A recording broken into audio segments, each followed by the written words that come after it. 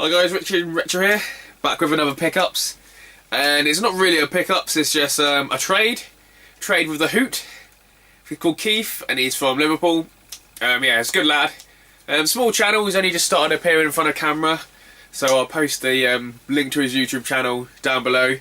Yeah, I spoke to him on Twitter. He said he went, I don't know whether he went to a market or something like that, but there were some Amiga games, and he knows that I love Amiga games, so I said pick him up if you can, and so he picked him up, and I did a few trades with him, a few NES games, and he's posted me the Amiga games to me.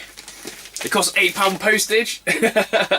So mate, if you do see any like Nintendo games or games that you want that are around £8 or so, I'll post them, because that's quite a lot of postage. I think the ones I posted to you were only like £2 or £3. But yeah, so I'm looking forward to this, and yeah, I just love Amiga games. So yeah, and I can imagine he's really happy and ecstatic because Liverpool are top of the league, and they might do it. I think they're going to do it actually. So I'll try and open. So rubbish at unwrapping. So rubbish at wrapping and unwrapping. So they're well packaged. I think 3 of the games I did have. One of them I did have, and he still sent me the one I did have, so I can still because it's like new and sealed. Oh, that's brilliant. That's really cool, actually. Yeah, a new and sealed one. So I've got this one, but I've got a sealed one now. So Populous and SimCity. Heavy traffic reported. I used to love SimCity. Brilliant. There you can see it, by the way, on my camera. Cool. Some of these games are the RPGs, which I absolutely love. So RPGs and kind of Myst kind of games. So this is Amiga game, 4 discs. Magical Scrolls. So I'm just like looking at it. Yeah, it's got shitloads of books, which I actually love. Never played this game before. Wow. It's all like still wrapped up in the little plastic bags. All the extras, got a little map. Fish Corporation, the Guild of Thieves. I think it's Magical Scrolls. The Magical Scrolls Collection, Volume 1. I was trying to think the fucking light. That's better. It's better to do it that side. So that's really good. Cheers, mate. Another one is Thundercats. Oh! I haven't played this for years. Yeah, Thundercats. Thundercats for the Amiga. Oh, that's the fucking lights. Well bright. That's better like that. And it's got like number. Is it number 9 or number 6? Number 9. So I've got a few of them up there. Let's sort of go in number order. The game I really wanted to play was this one. Shadow Sorcerer. It's another Dragonlance game. I've got Dragonlance the board game, but this is another good Amiga game. An adventure, role-play adventure by TSR. Wow, it's got the games disc. And the little wheel for the code for the Amiga games. That used to be well funny. It's weird. It's something. Yeah, with the Amiga games, you would have like a startup disc, and then it's all like the game disc had all some of the voices or some of like the data on them. Wow, it's still got all the leaflets, the little registration card, a manual.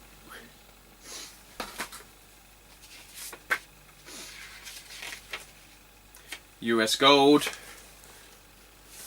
think this has just got the games out of loads of games. Planet Edge. Oh, my Planet Edge. Oh, it's going to make me go out and buy more games now.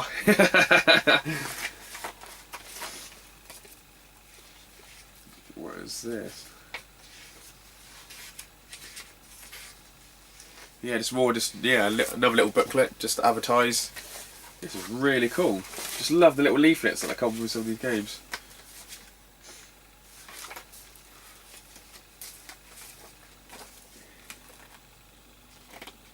New games this summer.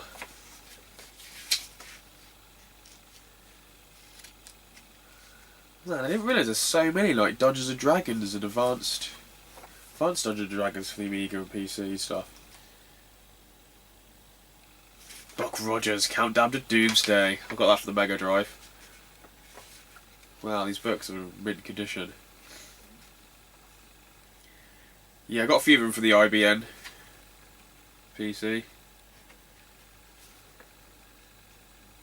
It's all about the war games. Yeah, so that's that one. Shadow Sorcerer.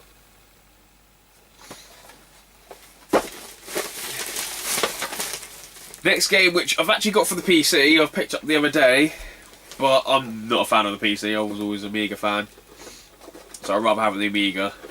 And I don't have a disk drive for the PC anymore than the PC I got. So this is Eye of the Beholder 2, Advanced Dungeons and Dragons, Legend of somebody, Legend of Dark Moon. 1, 2, 3, 4 discs. It's all there.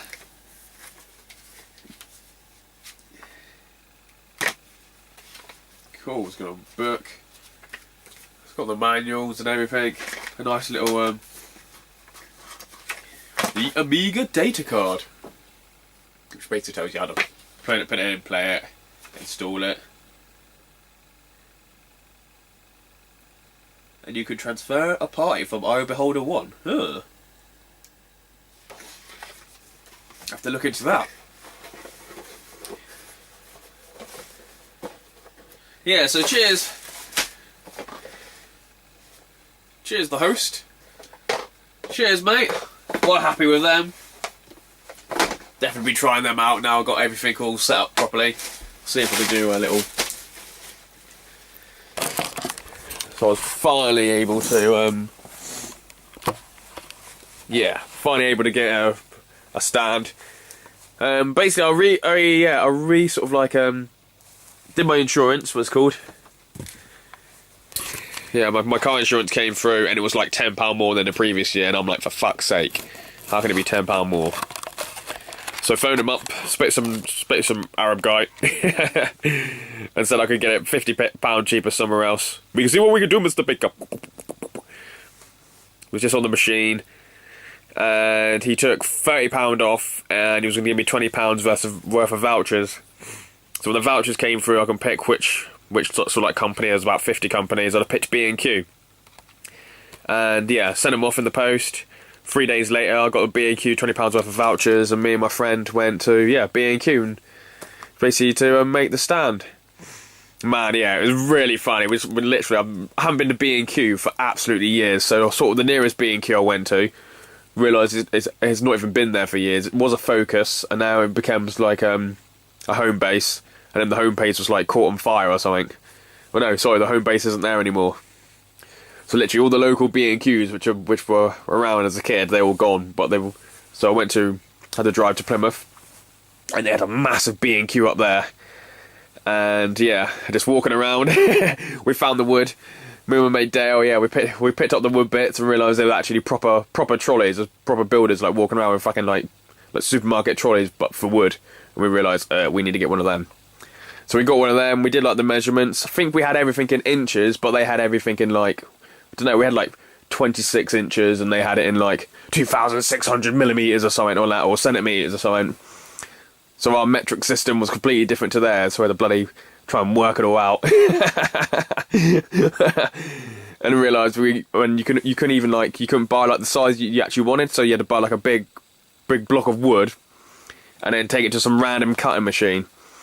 So yeah, so we're trying to explain to him in inches, when he only knew like, I don't know, centimetres or millimetres or something. So the guy wasn't the greatest helper, but we finally got there. Dale, my mate, yeah, he was he was really good with the measurements. And then we took all the wood to the car, because yeah, literally this bit here, the top bit, that was sort of like from like one big block, and we had like cut-offs as well. And we took it to the car, and I literally looked at him thinking, fucking hell, how are we supposed to get this home, mate? Because I got like a Tourer Sleeker, like 2-door. So we're driving home, and he's like, literally, his face is like in the fucking dashboard, with fucking wood coming out his head. It's just funny. Then we got it home, yeah, and then basically just, yeah, started to put it together. We did the top bit, the bottom bit on the sides. We got some glue, got some like random glue. So we glued it and nailed it at the bottom, and on the front it said dries it, well, it just said something, sticks within an hour, and then it says leave for 24 hours. So we're like, do we leave for 24 hours, or is it supposed to dry in an hour? So in the end we thought, fuck it, we may as well just carry on building it. So we did we did the actual outside frame, and then we tried to do the back bit. So as you can see, there's a wood bit there, but it was actually smaller. And I think either me or him, I think he blames me and I blame him. We had like a smaller piece, to say like that in like half, and and we sawed it in 24 inches instead of 26. So when we went to put like the back bit on, there's no back bit on at the moment. There was supposed to be a back bit.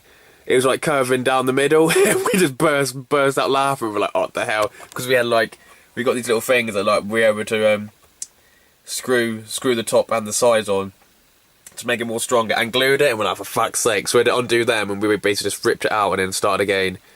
But this bit here was actually one of the cut-offs. So literally exactly 26 was one of the cut-offs, and bigger as well, because it was like half the size, like I said. And you could literally like move the whole thing from side to side. It wasn't stable at all. So we put that in, much stable, and then we left it. Yeah, I think, did we leave it for a day? Yeah, or yeah, we put these shelves in as well. So we put the shelves in, and we didn't have any bits in the middle, as you can see there. And yeah, it was like quite shaky, so we thought, oh, we may as well leave it for 24 hours with the glue, and then yeah, came the next day, and it was much more stable. But obviously with this middle bit just being MDF, this bit was all just like bowing in the middle. So we got more little cut-offs we had. Luckily we had quite a few little cut-offs, and then we were able to put them in like that, glue them. I think we ran out of those little white random things for the screws, so we just glued them in. And we thought the weight of the TV going down onto the consoles and that was actually, yeah. So it sort of moves, but it's better than it was. So yeah, I haven't done woodwork since I was like 15, so literally 15 years ago, like, I don't know, year 10 or something stupid. It was like the last time I did some woodwork. Yeah, so we put all the consoles in. Only literally, I did have the PS1, I thought, oh, where's my fucking Xbox? So I did it all and realised I didn't have an Xbox, but put the Master System in, the Mega Drive, there's a Saturn, the Dreamcast in a row. Then you got the Nintendo, Super Nintendo, N64, GameCube. Then you got the 3DO, the Amstrad. Yeah, I did actually put, this basically when I moved house, I had like a box for the Amstrad, so I had like 3 or 4 of these, and so when I actually brought them out, I must have picked up a couple, or maybe one of the broken ones or something, and I was like, oh, for God's sake. But I realised this one wasn't actually broken. It's when I put one of these like power packs, because you can only really play as a fucking monitor, so for 20 quid I got online as a power pack, and the SCART socket goes in the TV, so we put it in, and we thought it was dust on fire at the back, but it's actually like smoking, like soldering for fun, and the tape deck wasn't working. So I don't know why that happened. Maybe it got a bit damp in the garage. So I brought another one of these in. I let it dry overnight. Well, just put it near a heater. Plugged it in. It was all working fine. So this was, working fine. The Commodore 64, man, that fucking pissed me off. Literally, I probably got about 6, and either the tape deck wasn't working, or the Commodores were just like really fuzzy, or they were just literally just doing my head in. So I finally got one that actually works. The tape deck that works. It's just weird. Sometimes like, I put a game in and it would like take 10 minutes to load and it'd be like all fine. And then I put another game in and it'd be like half an hour just like not doing anything. And then it'll sort of like crash halfway through. I forgot how annoying and frustrating the old computers were. It was just like pissing me off. The Jaguar. I thought the power pack wasn't working, or the Jaguar wasn't working, but I realised you need to put the Jaguar, because I literally just like, I was like turning everything on with like no games and that in, so I thought, oh, that's all fine. But then I realised you have to have a game in for it to bloody turn on. So I went through loads of like power packs and realised I'm thinking, oh, maybe I need to actually put the game in and then turn it on. And you couldn't actually turn it on without the cartridge in. So I thought that was fucking broken, but that was all working fine. The Atari's all working. Then I had the PlayStation PS2. I found a green Xbox in the garage. I haven't hooked that up yet, but I've hooked everything else up. ZX Spectrum, that's working fine. Did I need to go find another one? Yeah, I think I needed to go find another one, because the other one, I don't know, it was just I don't know whether it was just like I couldn't get a picture, but for some reason the joysticks on this side, but I'm sure they were the other side on the last one. But yeah, so I finally got that. And yeah, my Atari ST, that worked fine. Got a couple of Game Boys just there in case the cartridges and that. My Amiga, it's really my Amiga sort of plays up. It plays basically there's a 50-50 chance. I put a game in, it'll work fine.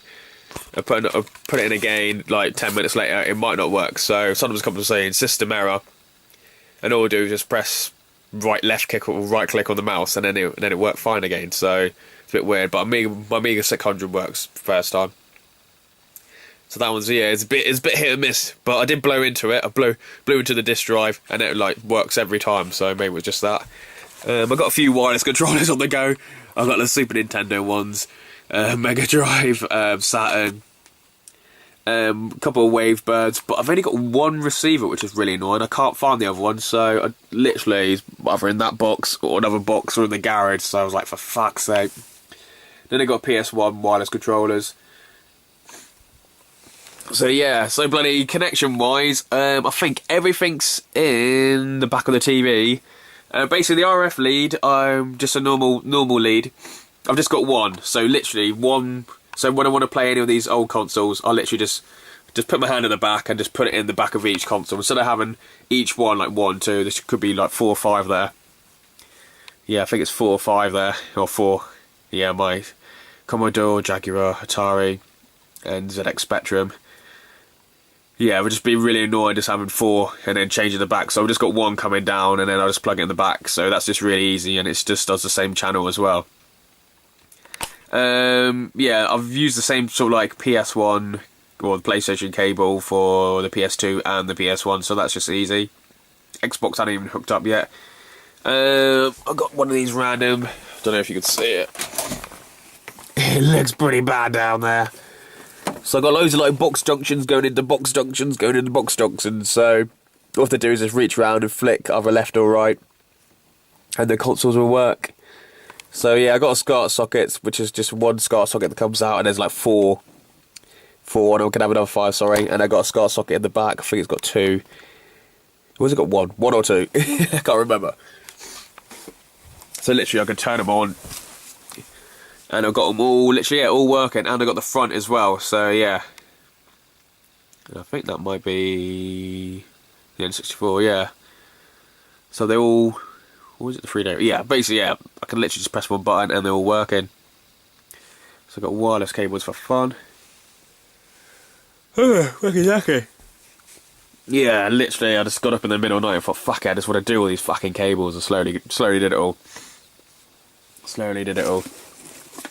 Yeah, so I'm looking forward to going to DevCon, which is the comic and sci-fi convention where you guys are going to bloody Play Expo. I want to go, but yeah, I've got no money. Still in a bit of debt, but yeah, selling games there, I'll be back on track. And yeah, I've got some Duke Nukem games. I went through and picked up every Duke Nukem game possible. So I got Duke Nukem for the Game Boy, Duke Nukem A Time to Kill, Duke Nukem A Land of the Babes, Duke Nukem 0 Hour, Duke Nukem 3D, and Duke Nukem 3D for the PC. And I realised I don't have Duke Nukem for the N64. I'm sure I had it. So that might be in the garage as well. I'm like trying to find it as well. And because it's on May the 4th, I got some Star Wars game, which is Star Wars Day, Star Wars Shadow of the Empire, Star Wars Episode 1 Racer, and Star Wars Rogue Squadron. I might take Rebel Assault and some other games as well. Actually, I've got some PC games I can try and sell, actually. Yeah. So finally, finally everything's all sorted. Just slowly getting it all down. Literally, there's four controllers for literally each system. Yeah, a couple of them on the joysticks wouldn't work as well, or sometimes I was holding them up the wrong side down, or the wrong way up. I was like, "What the fuck aren't you working? Why is everything inverted?" I realised I was holding it the wrong way around. It's like, I don't know, buddy. The controller looked like it was the right way around. But yeah. So yeah, I've been like looking at my collection. There's a couple of Zelda games I'm missing. So yeah, so I've got some trades. I need some Zelda games. So Zelda games or cash, I don't mind really. But I've got this game, which is Legend of Zelda. This is a NES classic. But I need the other one, which is Zelda 2. I think that might be... Is it the Link? Yeah, Link to the Past, maybe? So I got this one. They're normally they're about the same value, so this one's like box and complete. So if anyone's got the same one of this and they want to exchange it. For any Final Fantasy fans out there, I've still got these. I realised I had like 3 copies of these. I don't know where, but Final Fantasy Legend, Final Fantasy Adventure. Basically, I need Legend of Zelda for the Super Nintendo, which is A Link to the Past. So that's, yeah, I've got it unboxed. And I've got 2 manuals for it as well. So yeah, for some reason I've got a manual that says like UK on one, UKV, and there's like a UKV2, where the manual looks different. So I've also got these games I was going to sell, but it looks like it's fallen through, I think. I think he's decided to sell his PS1 collection, but I've got Diablo, Resident Evil 3, Nemesis, Silent Hill. These are sort of from my personal collection, so they're in really good condition. I've also got Snake's Revenge, but it's got no manual, but the game's there, and I think it's got the little Nintendo case as well. So they're sort of my trades. I still need Twilight Princess for the Wii. I need that random crossbow one. I forgot what else I need. Oh, I had like a whole list of them. But yeah, there's a few that I'm missing from my collection. Maybe Zelda 2. Yeah, I think it's Zelda 2 for the Game Boy NES Classic, and also Zelda 2 boxed for the Nintendo. I've got the other one. I've also got it unboxed as well. So yeah, just slowly building my collection up. I think I've actually done a little display. Did I do a display the other night? So I always get up in the middle of the night like a crazy man. Yeah, so these are my Nintendo games.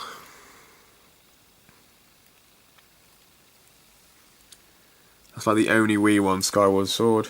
So I'm missing the other Nintendo one, which is there. Yeah, Link Between Worlds, I think it's called.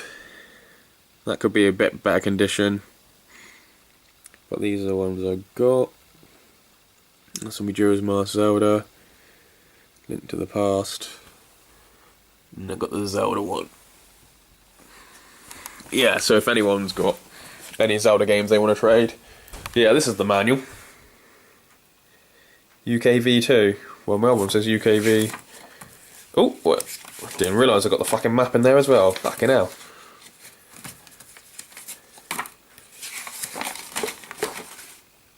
So all I need is a Link to the Past, just the box, because I got the manuals and that. I didn't realise I had the manuals. Didn't realise they were hiding in there. So yeah, so I just need the box. Don't even need the game. So everyone's got the box. Okay, cheers guys. Oh, I've also got that for trade as well. So I'm gonna do some posting now. Okay, cheers people. Bye.